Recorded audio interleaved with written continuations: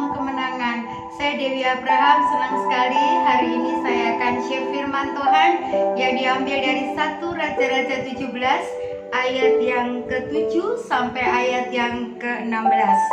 Tapi saya hanya bacakan ayat yang ke-16. Demikian firman Tuhan. Tepung dalam tempayan itu tidak habis, dan minyak dalam buli-buli itu tidak berkurang, seperti firman Tuhan yang diucapkannya dengan perantaraan Elia. Judul firman Tuhan hari ini adalah Mujizat Tuhan di tengah kesulitan. Yang namanya mujizat itu begini, sesuatu yang luar biasa, sesuatu yang adikodrati, yang hanya bisa dikerjakan oleh Tuhan. Kita belajar dari seorang janda di Sarfat. Yang namanya janda di Sarfat, Israel dan sekitarnya adalah orang yang susah, orang yang papa. Kalau janda ini punya anak wanita, anak perempuan, dia tidak memiliki hak waris. Kita belajar hal penting begini. Setiap orang punya masalah. Entah itu hamba Tuhan, entah itu jemaat Tuhan, entah itu pengusaha, entah itu orang biasa, semuanya punya masalah. Yang kedua begini, Tuhan punya 1001 macam cara untuk menolong umatnya. Tuhan punya banyak cara untuk memberkati umatnya. Kita akan melihat mengapa janda di Sarfat ini mengalami yang namanya mujizat Tuhan.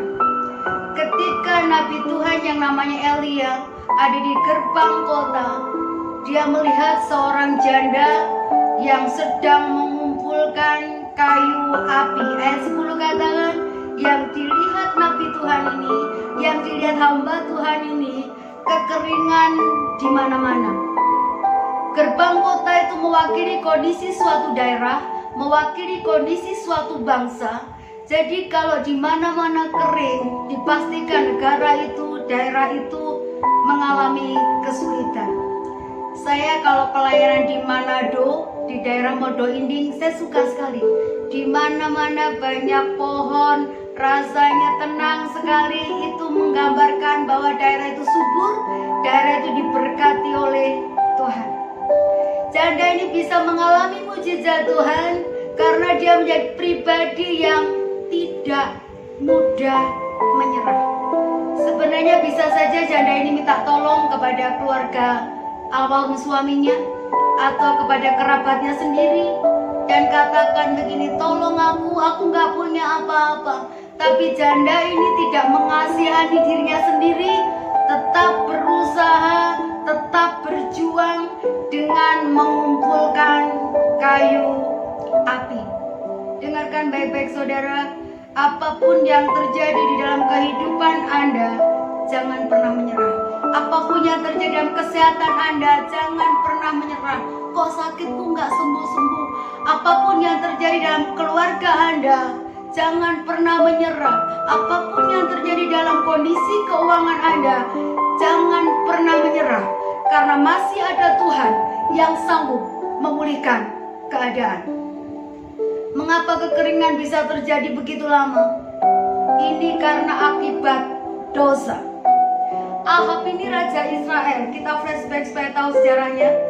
Ahab ini raja Israel yang harusnya takut akan Tuhan.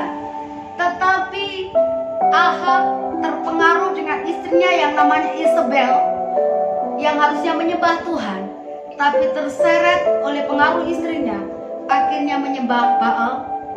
Jadi Ahab menikah dengan anaknya Raja Sidon yang namanya Etbaal, namanya Isabel, dan Isabel ini yang mempengaruhi Ahab untuk ikut beribadah dan menyembah kepada Baal. Kalau saudara boleh baca di 1 Raja-Raja 16 ayat 30 sampai ayat 33, bagaimana tindakan Ahab itu menyakiti hati Tuhan. Saudara, perzinahan rohani itu menyakiti hati Tuhan. Ketika kita menyembah sesuatu yang bukan Tuhan, ketika kita menyembah ilah-ilah lain, itu menyakiti hati Tuhan. Dan camkan baik-baik, setiap kesalahan ada hukuman. Ternyata Israel dan sekitarnya mengalami kekeringan yang cukup panjang dan amat sangat lama. Tetapi tidak mematasi janda ini untuk tetap berjuang. Saya diberkati dengan kesaksian saudara saya Mbak Naning sama Mas Narto yang ada di Sidoarjo. Ketika pandemi terjadi, COVID awal terjadi sebelum puasa, dia mulai dengan kreasi-kreasi barunya. Dia bikin takjil, dia bikin kue, kolaborasi suami istri ini menghasilkan sesuatu yang luar biasa. Dan sekarang mereka menjadi pengusaha kuliner yang diberkati oleh Tuhan. Mengapa? Karena tidak mudah menyerah. Saudara, dengarkan saya baik-baik, khususnya anak muda. Ahab menikah dengan Isabel sehingga terpengaruh oleh gaya hidup penyembahan berhala. Ahab telah memilih pasangan hidup yang salah, sehingga membuat dia menjadi orang yang tersesat, tidak lagi di jalan Tuhan. Pesan saya, dengarkan anak muda guys, berdoalah sungguh-sungguh supaya kalian menemukan pasangan hidup yang seimbang tubuh jiwa roh, sehingga pernikahan kalian memuliakan nama Tuhan. Jangan pernah menikah dengan pria yang salah atau wanita yang salah, karena itu akan membawa kesengsaraan dan merusak masa depan dan kerohanian Anda. Janda ini tidak mudah menyerah, tidak mengasihani diri sendiri. Yang kedua, mengapa janda ini boleh melihat yang namanya pertolongan dan mujizat Tuhan? Yang kedua, janda ini memiliki belas kasihan yang tidak terbatas. Kalau saudara baca ayat yang ke-10 bagian C dan ayat ke-11, Elia Nabi Tuhan itu berkata begini, berikan aku air minum, berikan aku minum. Belum selesai Nabi Tuhan itu bicara, dia melanjutkan lagi perkataannya, buatkan aku sepotong roti. Saudara bayangkan loh, di Israel itu berlaku hukum yang pertama begini, dilarang berbicara, berkomunikasi, berhubungan dengan orang asing. Terus yang kedua, wanita dan pria dilarang bercakap-cakap, dilarang ngobrol. Itu hukum. Seandainya janda ini pakai hukum, janda ini bisa bilang begini loh, maaf Tuan, saya orang Sidon, Anda orang Israel. Menurut hukum yang berlaku, silakan Anda mencari orang yang satu bangsa, satu suku dengan Anda. Pasti mereka akan tolong Anda. Yang kedua, Anda kan pria, saya ini wanita. Hukum di kita melarang keras untuk kita bercakap-cakap. Tapi ternyata begini, belas kasihan yang tidak terbatas itu berani mendobrak adat istiadat, memiliki belas kasihan tanpa mempertimbangkan agama apa dia, suku apa dia, bangsa apa dia, tetap menolong, tetap berbelas kasihan. Kalau Anda masih pilih-pilih menolong orang lain, Anda harus belajar dari janda yang ada di Sarfat. Yang ketiga, mengapa janda ini mengalami mujizat Tuhan? Ini penentunya. Ayat yang ke-15, ketika Nabi Tuhan itu bilang begini, buatkan aku sepotong roti. Dengan jujur janda ini bilang begini, yang ada pada kami ini persediaan makan yang terakhir, persediaan makanan satu-satunya. Kalau hari itu dimasak, mereka akan mati karena tidak ada lagi persediaan. Tapi dengarkan baik-baik ayat 15. Janda ini segera melakukan seperti yang diperintahkan oleh Nabi Elia. Saudara tahu kenapa mujizat itu terjadi? Karena janda ini tidak hanya mendengarkan firman Tuhan, tapi melakukan. Harusnya ketika firman Tuhan didengar, bukan hanya dipikirkan, tapi dipraktekkan. Just do it. Seandainya janda ini tetap menahan, tidak mau membuatkan kue, tidak mau membuatkan roti, tidak akan terjadi yang namanya mujizat. Ketaatan itu diperlukan untuk kita bisa melihat mujizat Tuhan. Jangan pernah berpikir begini, kalau aku berikan untuk Tuhan, nanti aku makan apa? Percaya saudara, firman Tuhan ini bertanggung jawab ketika kita berani melakukan tanpa keraguan. Ayat 16 catat begini, tepung dalam tempayan itu dan minyak dalam buli-buli tidak habis karena pemeliharaan Tuhan yang sempurna. Saya bersyukur saya boleh mengenal yang namanya Ko Aju dan Cimiming. Orang-orang yang luar biasa memiliki belas kasihan. Kadang-kadang mereka itu menolong orang bukan karena agamanya. Siapapun yang mereka jumpai, saya saksi hidup yang melihat kebaikan hati mereka, yang melihat belas kasihan mereka, termasuk juga kepada keluarga saya. Dan kadang-kadang ada uang terakhir yang mereka miliki, ketika orang datang, tak segan-segan mereka untuk menolong. Saya sempat tanya begini, Cimiming kenapa sih selalu tolong orang itu? Jawabannya gak akan pernah saya lupakan sampai hari ini. Gak apa-apa lah Dev, yang penting dia bisa melewati. Cukuplah buat saya, bantu-bantu aja, tanpa tendensi apa-apa. Kesaksian saya yang terakhir, ketika anak saya masih SMP, saya harus bayar uang sekolah mereka 3 orang 2,6 juta. Saya sudah berdoa selama 2 minggu, belum ada mujizat. Sabtu saya masih berharap ada mujizat, belum ada mujizat. Hari Minggunya saya harus pelayanan di daerah Bekasi, di Kerawang dan sekitarnya. Saya khotbah 3 kali, khotbah pagi, siang di gereja yang sama, yang sore di gereja lain yang baru. Ketika saya selesai pelayanan, tiba-tiba ada seorang ibu datang kepada saya dan bilang begini,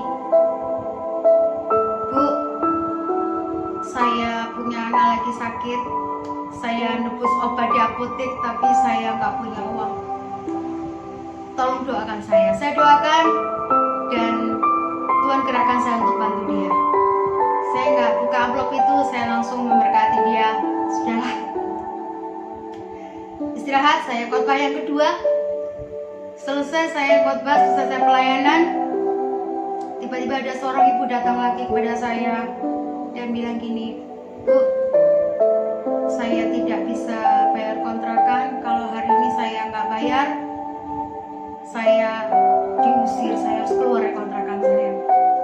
Dalam hati jujur saya bilang, Tuhan, saya ini kan butuh uang, saya bukan orang kaya, kami ini hamba Tuhan sederhana. Besok di depan mata saya harus bayar 2,6 juta. Saya berdoa, Tuhan tolong saya harus gimana? Saya khotbah tentang kasih, masa saya harus menahan, masa saya harus menggenggam. Saya berdoa dan Tuhan gerakan saya tabur sudah. Menunggu ibadah yang ketiga sore, saya istirahat sebentar, gereja lain. Ibadah yang ketiga selesai khotbah, gembalanya sambil membereskan segala sesuatunya, saya duduk di pojok. Tiba-tiba ada seorang ibu lagi datang kepada saya dan bilang gini, Bu, saya diberkati dengan khotbahnya, terima kasih. Saya bilang gitu. Dia nggak minta bantuan, dia bilang doakan saya. Mau didoakan apa?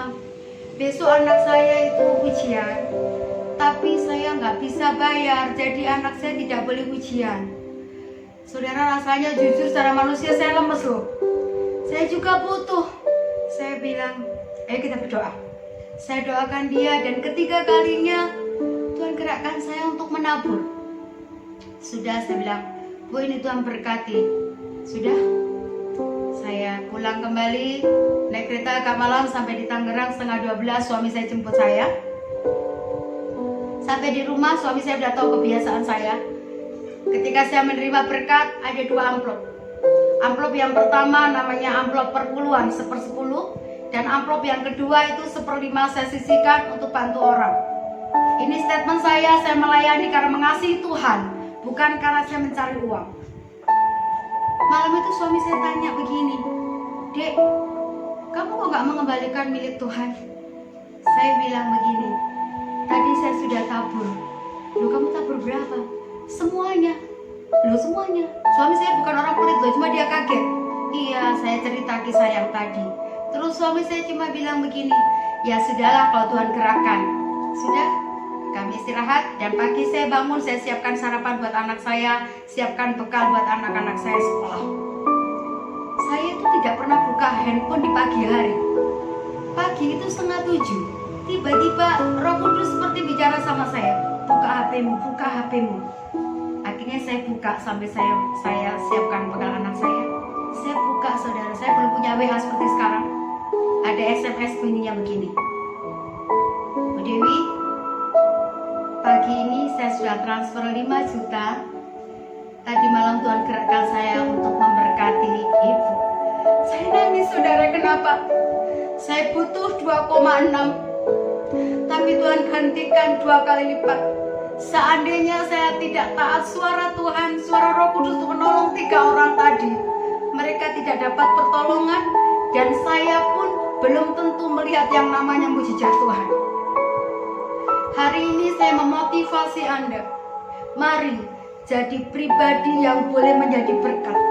Lewat waktu kita, lewat tenaga kita, lewat keuangan kita, sehingga lewat hidup kita, orang lain melihat kasih Kristus.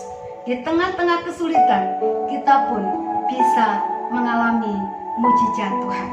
Tuhan Yesus memberkati. Shalom.